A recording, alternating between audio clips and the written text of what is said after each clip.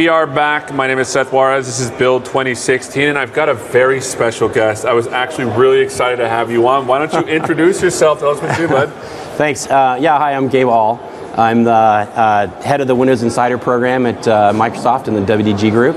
And yeah, I'm thrilled to be here. Thanks for having me. Yeah, but he kind of downplays it, people. I mean, this is the guy that literally has a button. You push a button that says, Windows is now free to the Insider ring. Yeah. Tell us about the whole process of, because you can't just be like pushing buttons all the time. No. So how does this whole process work? The funny thing is the button, there really is a button. I did it as an IoT project. It's a 3D printed case and a Arduino that controls it and everything. But it really was just for fun. It was for the team.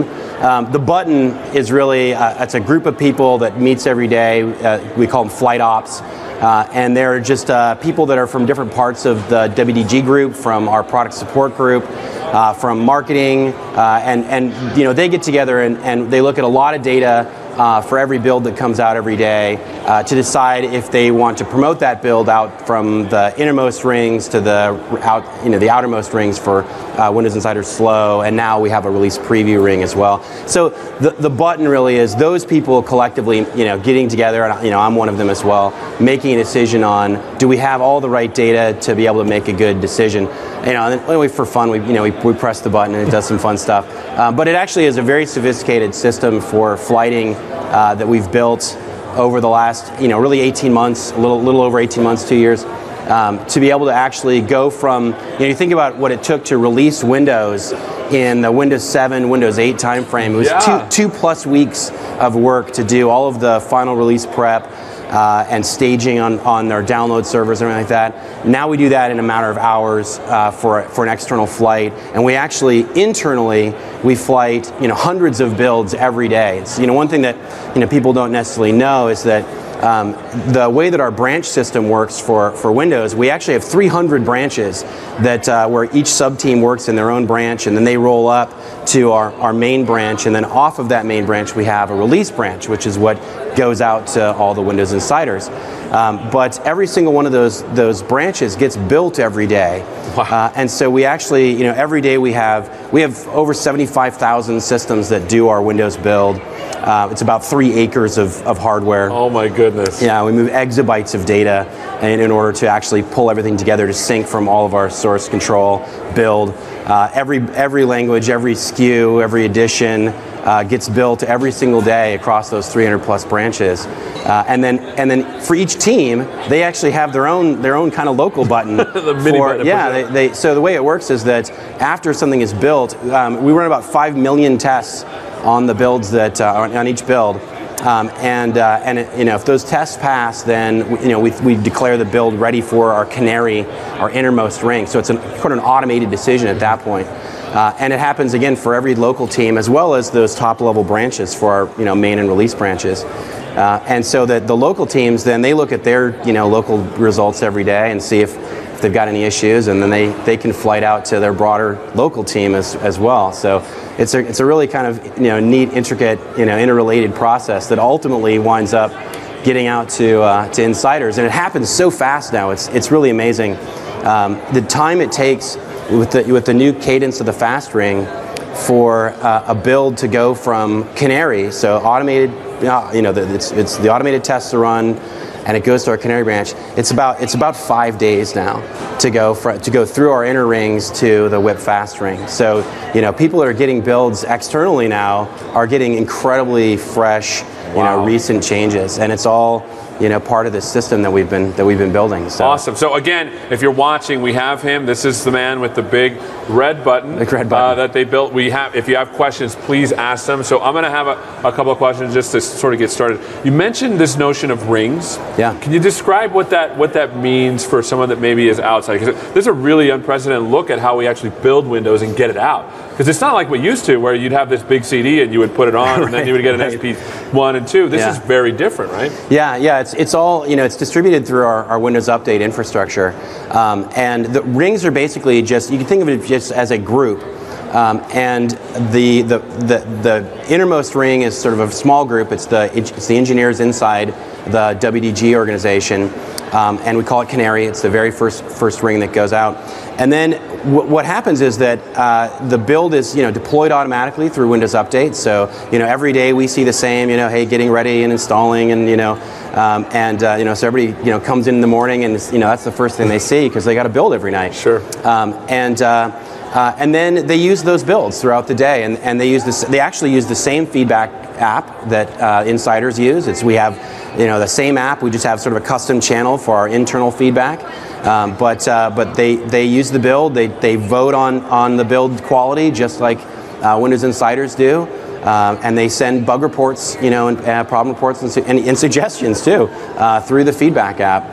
And then once there's sort of some data flowing in the Canary ring, then our flight ops team meets. They meet every day, and they look at that data and they say, are there performance problems? Are there reliability problems? Are there bug reports that we think are things that would prevent that build from being usable by the next sort of larger set of people? If everything looks good, then they will do what's called ring promotion, where they say, yeah, this is ready to go to the next ring. They push the button, and then that build is now pushed out and made available to that next largest ring. From Canary, we have a self-host ring, which is all of our WDG group, and so then it goes to those folks, and the same thing. They'll get the build automatically and go through the same process, sending feedback, sending problem reports. And then again we meet, the flight ops team meets, they look at that. The thing that's changed this year that's been really exciting for us is that it used to be it went Canary to self-host to all of Microsoft, then to Windows Insider Fast, then to Windows Insider Slow as the progression. We got so much feedback from Windows Insider Fast ring about faster cadence, and we realized that they're actually a lot more like we are internally around their willingness to try new things and put it on test boxes and run that code.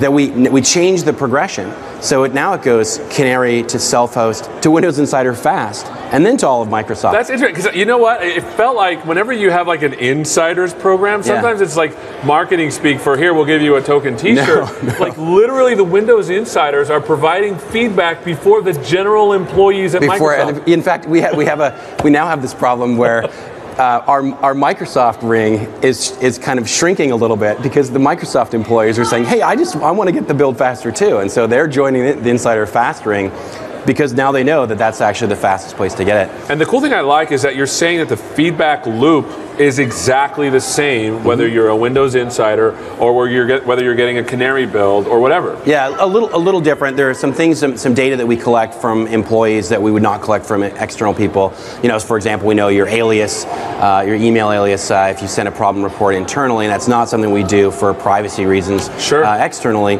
All the data externally is all anonymized, so we don't actually have that capability. But yeah, it's the same system, the same tools that are used for internal people to report those bugs and report problems that they see that Windows insiders get to use. And so it's like they're really, insiders they're part of the team. They're part of our engineering team. And I like how we're not just saying that, like, hey, you're blessed as an insider, here's a team. Literally, we are relying on insiders' feedback. Yeah. What are some of the things, maybe off the top of your head, maybe you can remember, what are some of the things that some of the insiders have caught that have helped a lot? Oh gosh, probably the biggest thing is around the crash reports that we get, because the thing that I think is a lot of people don't realize that the Windows ecosystem is so big. There's so many devices, so many apps that it's really challenging for us to be able to, in our test infrastructure, be able to have that representation, that full representation. So the builds getting out to insiders and running them on their own systems with their unique hardware, with their unique apps and configuration, then it actually helps us find and fix those problems that are maybe not the ones that everybody's going to run into, but that a certain class of a certain device or a certain kind of app is going to run into. So we get lots and lots of those kinds of reports that help us just improve the quality, improve the reliability of the platform.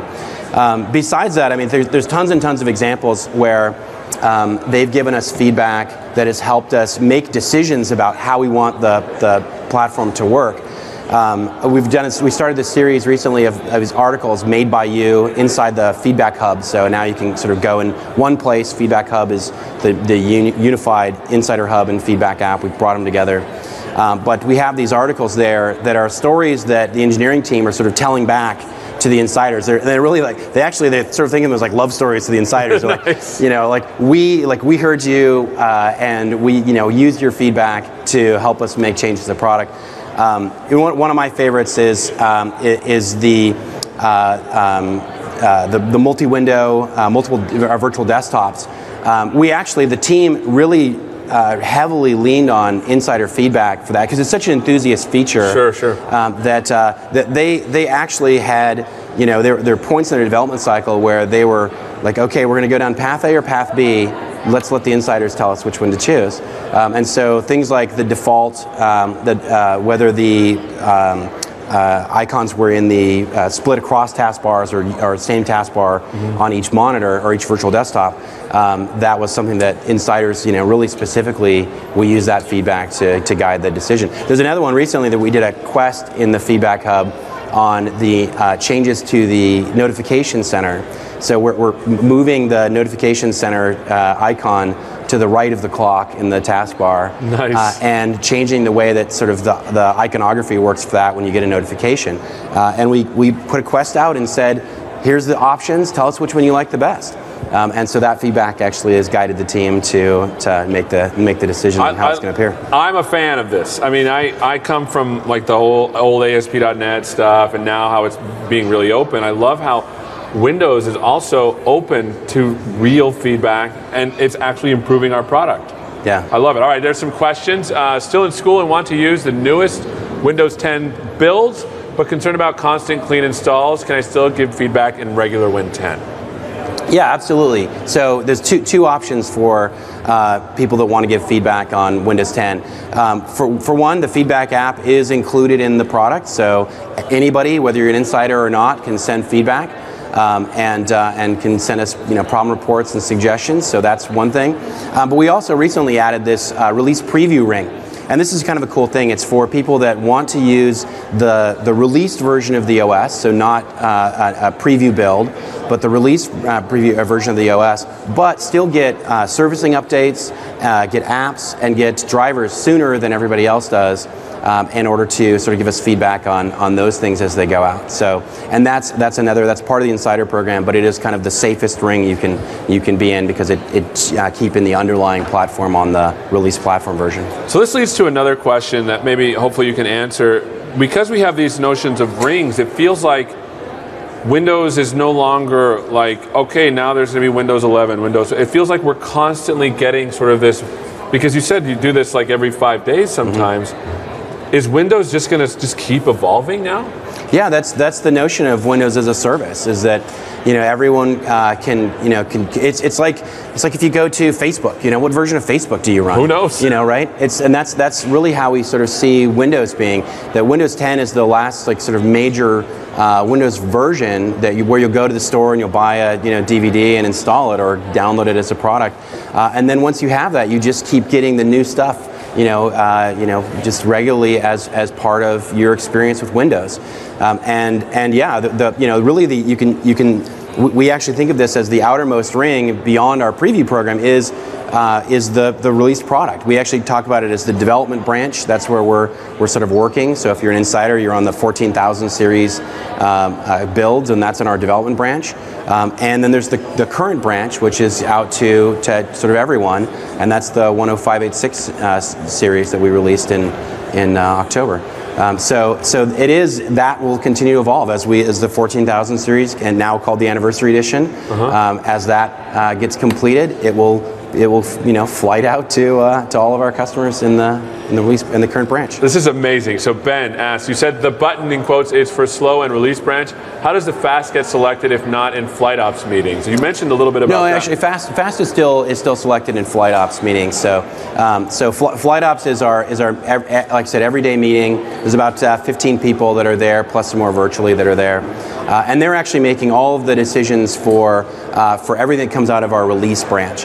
There are other team meetings for things that are in local branches, but for the release branch, which goes to employees in the Canary ring, the Self-host ring, and then to insiders in the fast ring, that's all done in flight ops, and it's all, the button is all flight ops. Okay, so we're just not willy-nilly pushing stuff out. There's literally a lot of forethought, a lot of meeting. The people that pushed all their little buttons said okay, and then it goes up to the middle. If that works, then we go to the fast ring. It's just sort of all the ones that are on the local branches, that's code that actually gets reverse integrated up into our main branch. So we don't take those actual bits, we rebuild it as the release branch bits. But yeah, no, it's definitely not willy-nilly. So we did a session yesterday. I think it's available on demand now for inside the Insider program, and we showed some of the tools that we use in flight ops. We have a tool called Mission Control, which is really a dashboard for all of our different services that are involved. There's a lot of different pieces that come together here across staging, Windows Update, our telemetry service, our feedback platform. We have multiple services for feedback, for both the verbose feedback, for the pop-up surveys that you see, to ask you a question, and for things like problem reports where we collect some additional data. Sure. So all those services come together in this thing called Mission Control. And Mission Control is a dashboard that Flight Ops uses to go through for each of the dimensions, the quality dimensions that we look at, to make a ring promotion decision. They use that service, and that's something we've been, it didn't exist 2 years ago. We've been building it as we've been going, and as we've been evolving our own internal engineering processes, it's helped us do things like moving to this faster cadence on the fast ring. So, was there pressure from your superiors to be faster, and then that caused certain changes, or did you just decide we want to be faster at this, and then you learned some stuff on the way? Because building an OS is not like building my point of sale application. It is completely different. No, it was the opposite. It was me pushing for faster that caused our overall leadership team to say, okay, yes, we're going to do this. We're going to go faster. And it was just because I'm out there every day talking to insiders and hearing this. We want faster. We want to be more connected to what's going on and see updates sooner. And that feedback, got me fired up. And I went and said, hey, what do we need to do to make this faster? And we looked at it, and really, what we decided to do was we took the all of Microsoft Ring, out of the loop. We put them out further out, and we moved the insiders up. And so that really helped to speed up the cadence. I love it. All right, let's see. If insiders are helping provide feedback for builds, what is the most helpful? Reporting things are fine, or only reporting bugs? What's the most helpful feedback? It's a really good question. The most helpful feedback really is well-structured feedback. So that's the first thing I'll say, is that if you send a feedback report that just says hangs, that doesn't help the team really kind of figure out what's going on. So sending us, if it's a problem report, sending us a real description of what you were doing, what you experienced, what you saw specifically when the problem happened, that helps us not only do sort of some forensic work when we get the report, but it also makes it easier for other people who are upvoting to say, oh, that was the problem I hit, versus something that's more general or hard to interpret. So the first thing I would say is, whether it's a suggestion or a problem report, really write that out in the feedback app in a way that helps it's going to help the engineers figure out what the root cause was. Or and on the suggestion side, tell us a story about what you really want it to be like. There's sometimes things that we get suggestions on. They're very general. And so we kind of know that there's a direction that people want us to go, but not a really specific outcome. And so tell us what you want to do with the thing that you're suggesting, and that helps us sort of figure out what the root goal is there, and then helps our team figure out what we can do for you. Awesome. Next question. Hello. Can insiders have more direct contact with the developers when they report big problems? We never know if what is sent through the feedback hub is enough for you to debug repro. Is there a way to give feedback that says, yes, we know, yes, we know? Yeah, so actually we just announced this recently. It's in the 14295 build with the converged feedback hub. We now have this thing called talkbacks. And so now our engineers can actually respond directly to feedback that's been submitted. And we actually hooked up, I think, about 63,000 of these so far. Where we went sort of back through and found feedback where, you know, it's a bug we're working on. We're, you know, letting people know, yes, we got it, we're working on it. Or it's something where we have additional questions, or maybe some workarounds, or some comments on the feedback. So that is coming in, and we're hooking those up, and you'll see a lot more of those as new feedback is submitted. That's amazing. That's actually That's even better than I thought. That's amazing. I love it. Yeah, we're excited about it. The other thing too that's cool, it's just a heads up for people. Coming soon, we're actually also adding commenting. So if you see feedback and somebody says, you know, I want, you know, feature X, you can say, oh, I want that too, but I want it to be like a little like this, or no, I don't want that. I want it to be something different. So you can actually have more of a dialogue in the feedback app with both Microsoft engineers and with fellow insiders. So now I'm going to totally get into the insider stuff, because I'd love to give the feedback and stuff. Tell me a little bit, because you mentioned about upvoting and you mentioned about the feedback app. What does that look like for someone that's interested in becoming a Windows insider? Where can they go to sign up, or how does this app even work? Yeah, so to join the program, you go to insider.windows.com and you register there with your Microsoft ID. And then you can, in the product, so you know, anything that's running Windows 10, so you know, PC, mobile, HoloLens, you can actually opt in to receive builds, and it's in settings under update. And you'll be able to then opt in there for which ring you want to be in. So whether you want, if for external folks, it's going to be either fast, slow, or release preview. And then that's it. And then from there, you know, we will deliver builds when they're available. There's an app in the build now called Feedback Hub. And when you open that app, it's gonna have, you know, some info about you, and once you've registered, you know, when you join the program, you can do quests where you can get badges for completing quests. They help us because usually a quest is about a particular part of the OS that we want people to try and you know, both exercise to find problems, but also give us feedback on new things that are coming in, any announcements if there's something that we need to, you know, share with insiders are there, and then also the ability to give feedback. So you know, right at the top you'll see a box that says, hey, what's on your mind, and you can give us feedback right from there. This is awesome. All right, next question. How are insider feedbacks analyzed for priority? For example, when a bug is submitted or a suggestion, how are these prioritized? Yeah, it's a good question, because it's not a simple prioritization. We certainly look at upvoting. So especially when a new build comes out, we'll look at the sort of things that are kind of popping as a high upvoted feedback. But the way it actually works is that it all comes into our feedback backend. We machine translate for locales, you know, into English, and then we do a bunch of different text analysis on the feedback to sort of cluster them, both using the categorization that insiders gave us. So when you are filing a report, you'll say it's with the shell, or it's with this particular app. So we use that, but we also look at the words that they're saying, what they're talking about.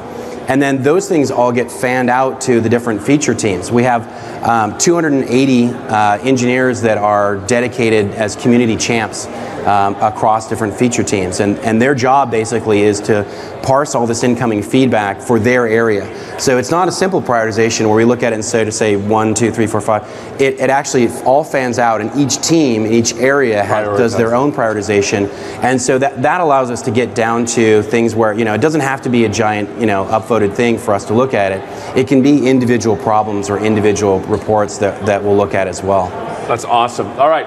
I think this answers the question too. You just answered it. Do you consider feedback that are in languages other than English? You're machine translating these. Yeah, we're machine translating, but we also have a number of people that are multilingual on the team, and so they will often go back, because, you know, machine translation is great, but sometimes you miss some subtlety. Sure. And so people will also go and look at feedback, and you can very easily flip to the native language as well. Awesome. Here's another one. Why no official Windows 10 dark system theme?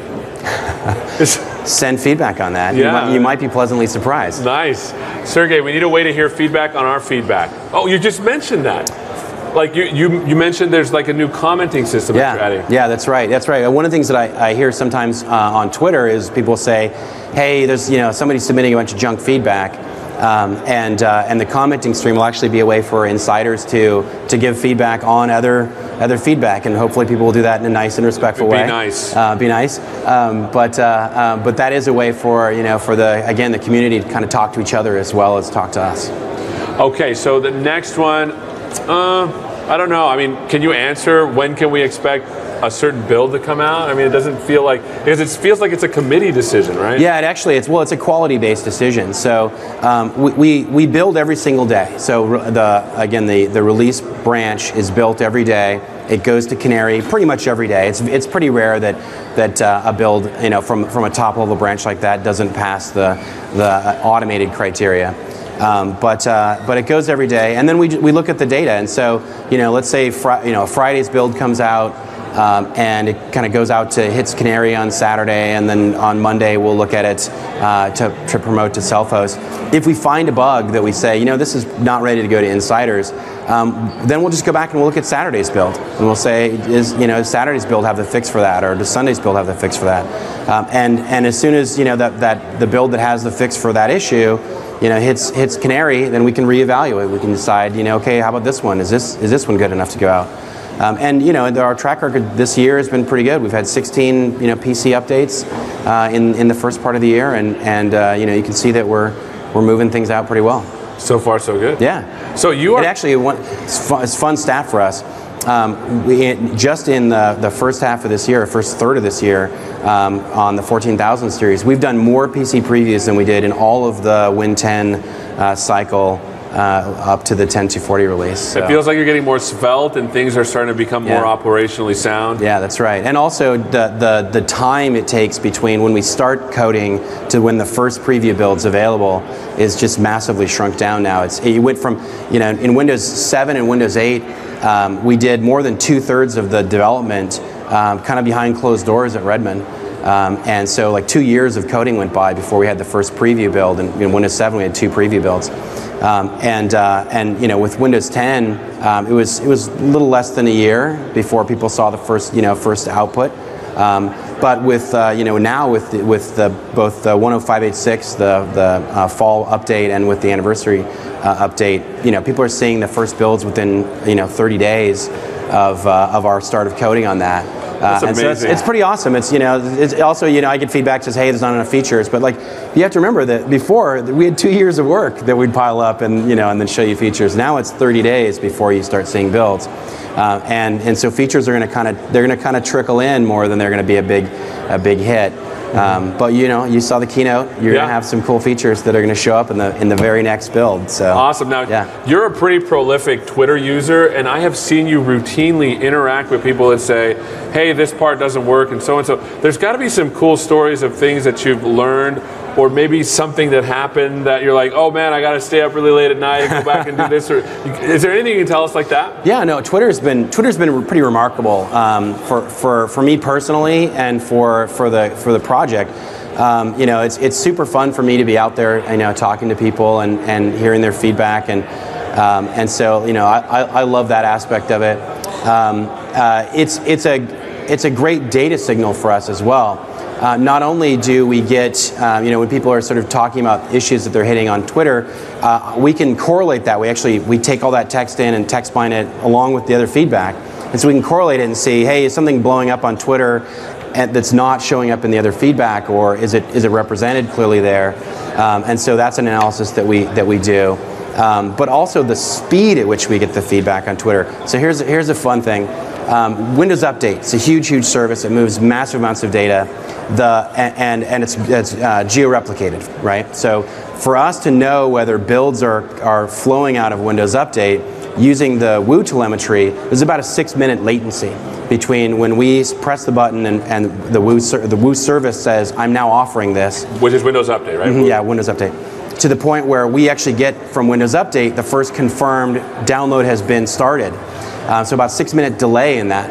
But it takes, seconds for me to post on Twitter, hey, new build's available, before somebody comes back with a photo of the build downloading and saying, I'm getting it right now. And so we actually, when we do flight a build in flight ops, we press the button, and then everybody looks at Twitter to see if somebody's coming out and saying, yes, I'm getting the build.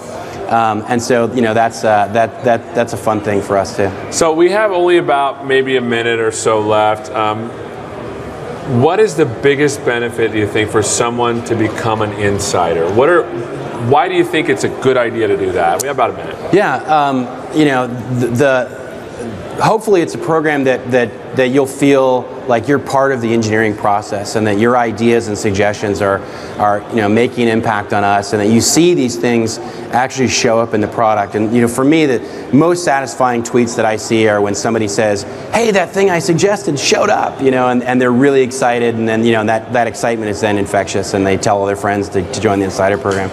And we've done that thousands and thousands and thousands of times. We've actually, I think the latest stat is somewhere over 1 million reports from insiders have resulted in direct changes to the product. And that's just huge, So you can actually have a direct hand in engineering this thing that 1 billion people are going to use. It's pretty awesome. I love it. And here's the thing: my respect for you is tremendously high. I saw one time you said, "We found a problem. We're going to work all weekend to get this fixed." I love how we're, as a company, community focused, consumer focused. We want Windows to be the thing you use. Yeah, we can't do it without insiders. We can't do it without our customers. And so I just want to say thank you to everybody who's an insider, and we really appreciate all the help that you give us, and we hope that you enjoy the program for years to come. Awesome. Thanks so much for being with us. Thanks so much for watching, and we're going to take it over to another session. Take care. We'll see you around the flip side.